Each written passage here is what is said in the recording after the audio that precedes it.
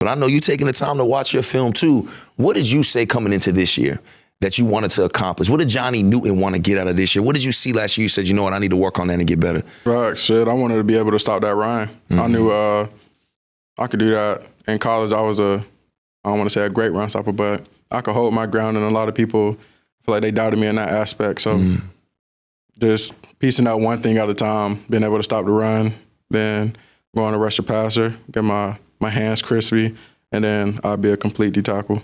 Hey man, you call yourself great, man. Here we like to say good things, man. So we can say great for sure. Yeah. And as you try to achieve greatness, right? We talked about all these different coaches that you got to play with, got to play under, that have this NFL experience. You weren't really sure what it was going to be like, but you were very excited about getting to be in the building with RK, Sharif, Daryl Tapp, of course, a guy like Joe Witt Jr. Man, what has it been like now that you've gotten a year under your belt, man? How great has it been to learn from them? Oh man.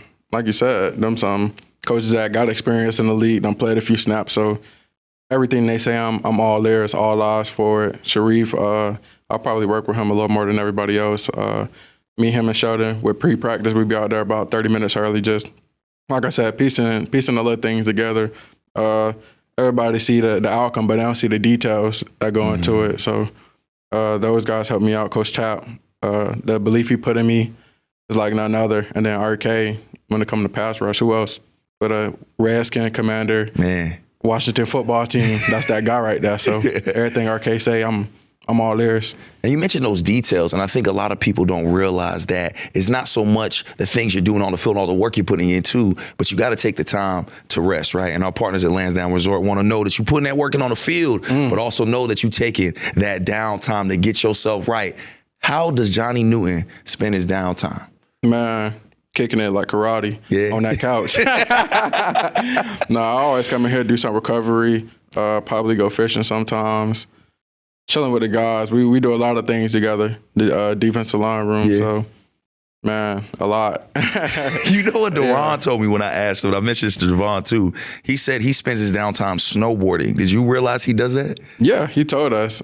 I ain't go snowboard. That ain't me right there. But you know, you ain't go try. Javon said he's thinking about giving it a try. Mook too big for that. That's what I said. I'm Javon too big for that. Mook hit that ground. Let's go hit like thunder. It's gonna be an avalanche, man. Damn now. So okay, we safe to say Johnny Newton ain't doing no snowboarding. Johnny Newton can ride a bike. That about it. Well, Johnny, one thing you do very, very well is you get it done on that field. Like I said, man, you are in year 2.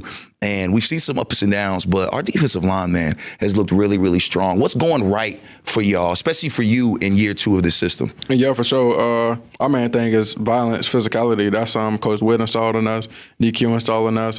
They believe that we could do it. We believe that we could do it every day. We know what we're capable of. So the last thing we want to do is take over the game as a defensive line. I feel like that's our standard. That's our goal. Been able to stop the run consistently, no roller coasters. That's what Coach Tapp say.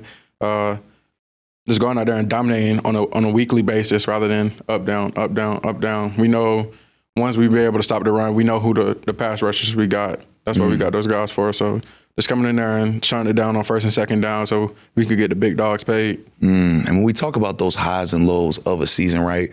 Last year, you don't know what that's like. Like we tend to think of all the good things we're going to accomplish, all the great things that we're going to be able to do in that field, but it's hard to fathom the bad things that happen, some of the highs, some of the lows. How have you dealt with those lows, right? It's easy to be good on those highs, but how as a player have you learned to deal with some of those lows when things aren't always going right or the way you expected? Yeah, for sure. You live and you learn. The expectation is the highest for sure, but you can't let those lows take you down too low, you know? Like I said, you learn from them, you digest it, and you move on to the next week and don't let those mistakes happen again. And talking about moving on to that next week, brother.